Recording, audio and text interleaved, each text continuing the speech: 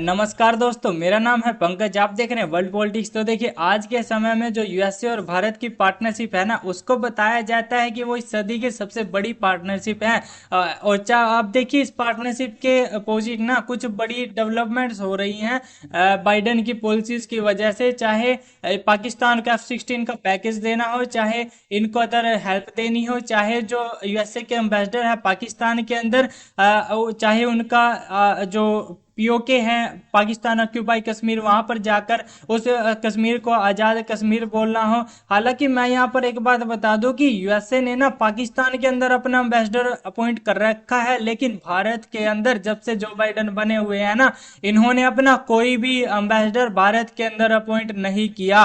तो अब देखिए, जो बाइडन की पॉलिसीज है ना, जो बाइडन देखिए जब से वो ना पाकिस्तान की तरफ इनका काफी ज्यादा झुकाव देखने को मिल रहा है पिछली कुछ डेवलपमेंट्स को लेकर। और देखिए, जो यूएसए की फॉरेन पॉलिसीज होती है ना, यूएसए की फॉरेन पॉलिसीज को देखकर ही जो अदर वेस्टर्न कंट्रीज है ना, वो अपनी फॉरेन पॉलिसीज को फॉलो करती है। चाहे वो कनाडा हो, जर्मनी हो। जर्मनी का तो आपने रिसेंटली एग्जांपल देखा भी होगा कि जो पाकिस्तान के फॉरेन मिनिस्टर है वो जर्मनी में जाते हैं, और जो जर्मनी के फॉरेन मिनिस्टर है वो भारत के जम्मू कश्मीर को लेकर एक स्टेटमेंट देती है। उसके बाद से फिर भारत की जो एक्सटर्नल मिनिस्ट्री है उसकी तरफ से उनको रिप्लाई जाता है। तो ये सब डेवलपमेंट हमको देखने को मिल रही है। इससे एक क्लियर इंडिकेशन मिल रहा है कि जो बाइडन है ना, अब देखिए यूएसए को ना भारत की जरूरत है चाइना को कंटेन करने के लिए, और यूएसए पाकिस्तान को यूज कर सकता है भारत को कंटेन करने के लिए। जी हाँ, यूएसए देखिए बहुत मतलब, अगर देखिए यूएसए की मैं आपको एक पॉलिसी बता दूं कि यूएसए क्या करता है। यूएसए को करना है चाइना और रशिया को कंटेन। अब देखिए, यूएसए को है भारत की जरूरत, और यूएसए को भारत की जरूरत क्यों है? चाइना को कंटेन करने के लिए। तो अब देखिए, जब जो बाइडन पावर में आए ना, तो देखिए जब जो बाइडन पहले ओबामा के समय में जब वाइस प्रेसिडेंट हुआ करते थे, तब इनके पाकिस्तान के साथ बहुत अच्छे रिलेशन हुआ करते थे। तब भारत के साथ इतने मैं कुछ खास रिलेशन नहीं बोलूंगा उस समय। लेकिन जब से डोनाल्ड ट्रंप यूएसए के प्रेसिडेंट बने हैं ना, इन्होंने पाकिस्तान की जो भी एड थी, जो इनकी मिलिट्री एड थी, या जो भी टेररिज्म को कंट्रोल करने के लिए जो भी यूएसए एड देता था ना, उस सब को ब्लॉक कर दी थी। और डोनाल्ड ट्रंप ने ना यूएसए को ओपनली ये बात बोली थी कि देखिए, पाकिस्तान जो है ना यूएसए को पागल बना रहा है। वो ये जो सब पैसा है ना, ये अपनी टेररिज्म को कंट्रोल करने के लिए यूज नहीं कर रहा है, ये कहां पर यूज कर रहा है हम सभी लोगों को पता है। और भारत के खिलाफ किस प्रकार का पाकिस्तान काम करता है वो पूरी दुनिया को पता है। तो उसी प्रकार से जो डोनाल्ड ट्रंप है, उन्होंने जो भारत के साथ अपने रिलेशन है ना, वो बहुत ज्यादा इंप्रूव कर लिए थे। और जो कि यूएसए अपनी जो कोल्ड वॉर के जमाने से जो रशिया इनका दुश्मन हुआ करता है ना, वो जो दुश्मनी की आग थी ना, उसको बहुत ज्यादा ठंडा कर दिया था। बहुत ज्यादा मतलब कि आग वो बुझने ही वाली थी। और जो इनको नेक्स्ट जो टारगेट होने वाला था ना, वो इनका चाइना होने वाला था। चाइना को इनको कंटेन करना था, क्योंकि अगर देखिए चाइना अगर पावरफुल बन जाता है ना, तो यूएसए की जो हेजेमनी है ना पूरे वर्ल्ड के अंदर, वो खतरे में पड़ जाएगी, जो कि यूएसए बिल्कुल भी नहीं चाहता। तो यहाँ पर मैं सब कुछ यहाँ पर अच्छे से डिटेल में एक्सप्लेन कर रहा हूँ, लेकिन आप सभी लोगों से एक रिक्वेस्ट है कि आप सभी लोग हमारे चैनल को सब्सक्राइब कर दीजिए और बेल आइकन के बटन को भी क्लिक कीजिए, ताकि आपको इस प्रकार की डेली वीडियोस की अपडेट मिलती रहे। तो देखिए, अब मैं आपको ना यहाँ पर ना एक बात यहाँ पर बता दूं कि जब देखिए ओबामा प्रेसिडेंट हुआ करते थे यूएसए के, और उस समय जो बाइडेन जो है ना, वो यूएसए के वाइस प्रेसिडेंट हुआ करते थे, तब पाकिस्तान के साथ इनके बहुत अच्छे रिलेशन थे। और तब चाइना के साथ इनकी कुछ खास दुश्मनी थी नहीं। हाँ, बस ये पता था कि ये बस कंट्री बहुत ज्यादा ग्रो कर रहा है, जिस प्रकार से आज भारत ग्रो कर रहा है।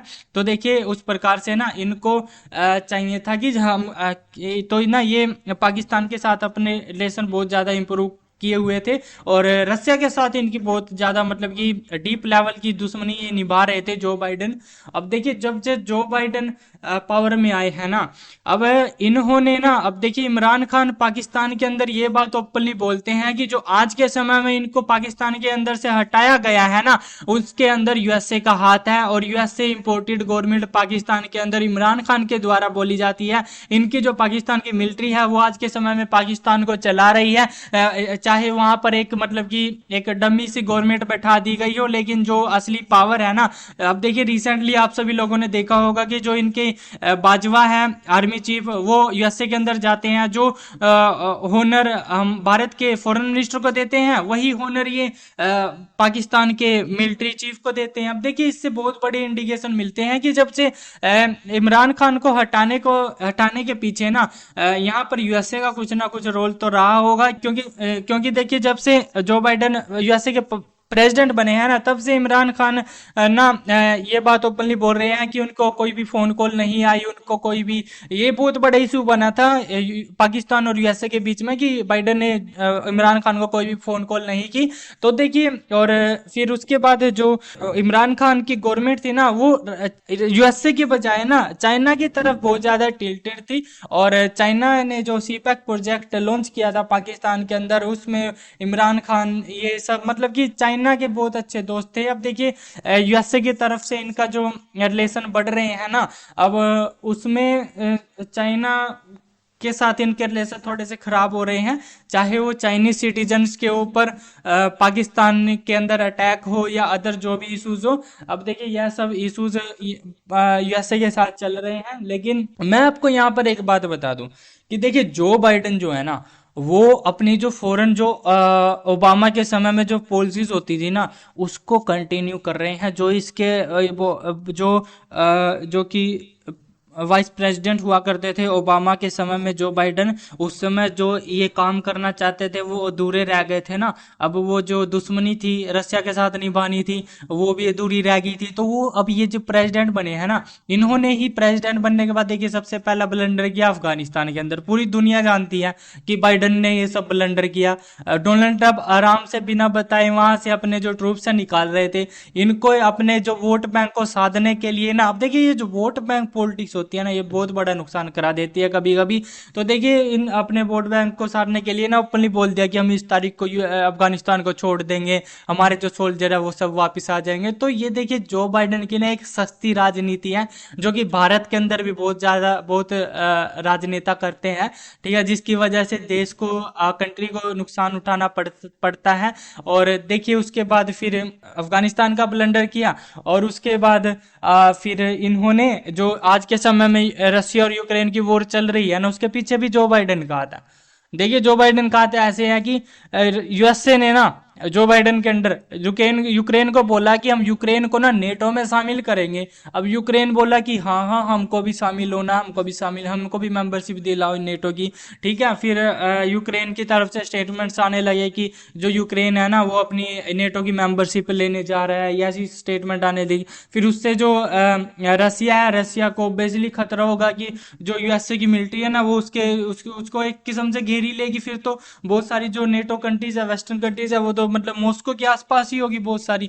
तो यहाँ पर यूएसए को बहुत ज्यादा एडवांटेज मिल जाता है। फिर रसिया ने बहुत ज्यादा वार्निंग दी यूक्रेन को कि आप सभी लोग नेटो को ज्वाइन मत कीजिए, मत कीजिए, मत कीजिए। यूक्रेन बोला कि हम तो करेंगे करेंगे करेंगे। फिर रसिया ने भी एक दिन सुबह उठे और न्यूज मिली कि रसिया ने यूक्रेन के ऊपर अटैक कर दिया। हालांकि तब उम्मीद ये नहीं थी कि इतना लंबा ये युद्ध चल जाएगा।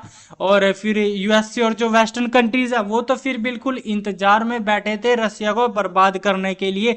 रसिया के ऊपर ऐसे मतलब कि सैंक्शंस लगाए कि जैसे कि ये मतलब इंतजार कर रहे थे कि रसिया कुछ करे और हम अपना जो बदला है ना वो रसिया से निकाले, कि मतलब इनको ना पूरी तरह से बर्बाद कर दे इनकी इकोनॉमी को, ये फिर दोबारा खड़े ना हो पाए।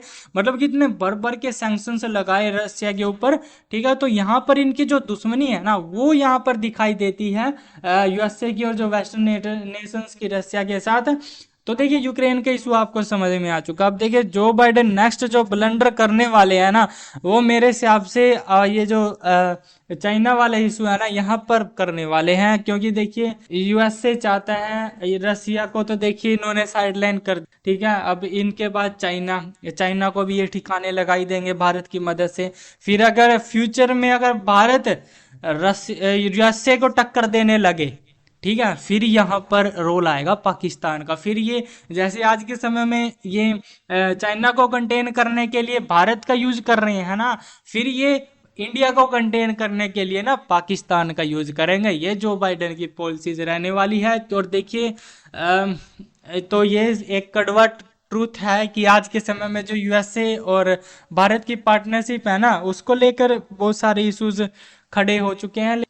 इस मामले में जो डोनाल्ड ट्रंप काम कर गए ना भारत के साथ यूएसए के जो रिलेशन को इम्प्रूव करने में ना, वो जो बाइडेन है ना वो अब उसका उल्टा कर रहे हैं। भारत के साथ ये अपने रिलेशन को खराब कर रहे हैं, क्योंकि देखिए इम्पैक्ट तो पड़ता है, ट्रस्ट इश्यूज खड़े होते हैं। अब देखिए यूएसए बोलता है कि हम भारत जो है ना वो और रशिया से जो वेपन्स है वो क्यों परचेज करता है। अब देखिए यहाँ पर ट्रस्ट इशू खड़े होते हैं कि देखिए अगर रशिया से परचेज ना करे, मान लो चलो यूएसए से परचेज कर ले और यूएसए पाकिस्तान को भी वो वेपन बेच रहा है, ठीक है। अब देखिए पाकिस्तान के साथ भारत की कोई कॉन्फ्लिक्ट हो जाती है, तब यूएसए मना कर दे देने से वेपन की हम भारत को वेपन नहीं देंगे, तब भारत क्या करेगा। और देखिए यहाँ पर ट्रस्ट इशू यूएसए ने खुद खड़े किए हैं, क्योंकि देखिए हिस्ट्री भी हमारे सामने है, हिस्टोरिकल यह सब प्रूव हो चुका है कि जब देखिए हमें जेन्युइन जरूरत थी ना, जब पाकिस्तान के साथ हमारा युद्ध चल रहा था ना, तब यूएसए पाकिस्तान की हेल्प करने के लिए ना भारत के ऊपर अटैक करने वाला था। वो तो रसिया बीच में आ गया था, इसलिए जो यूएसए है वो भारत के ऊपर अटैक नहीं कर पाया था। तो हम इस बात को किस प्रकार से भूल जाए, ठीक है। ऐसा कोई हिस्टोरिक कोई वो नहीं रहा जहां पर यूएसए ने भारत की कोई बड़ी मदद की गई हो, लेकिन रसिया ने भारत की हिस्टोरिकली बहुत ज़्यादा मदद की है, बहुत ज़्यादा। अगर देखिए रसिया उस समय मदद नहीं करता ना भारत की, जब यूएसए भारत को अटैक करने वाला था, तो आप सभी समझ चुके हैं कि सिचुएशन कहाँ पर जा सकती थी। तो देखिए आज के समय में कुछ इशू जो खड़े हो चुके हैं वो भी यूएस से ही पैदा कर रहा है। हमारे जो फॉरेन मिनिस्टर है ना वो यह बात बोल चुके हैं कि जो वेस्टर्न कंट्रीज है ना वो यह समझते हैं कि जो हमारी प्रॉब्लम है ना वो दुनिया की प्रॉब्लम है, और जो दुनिया की प्रॉब्लम है वो उनकी प्रॉब्लम है। अब देखिए, और देखिए डोनाल्ड ट्रंप की मैं आपको यहाँ पर एक स्पीच बताता हूँ। Under Bush, Russia invaded Georgia. Under Obama, Russia took Crimea. Under Biden, Russia invaded Ukraine.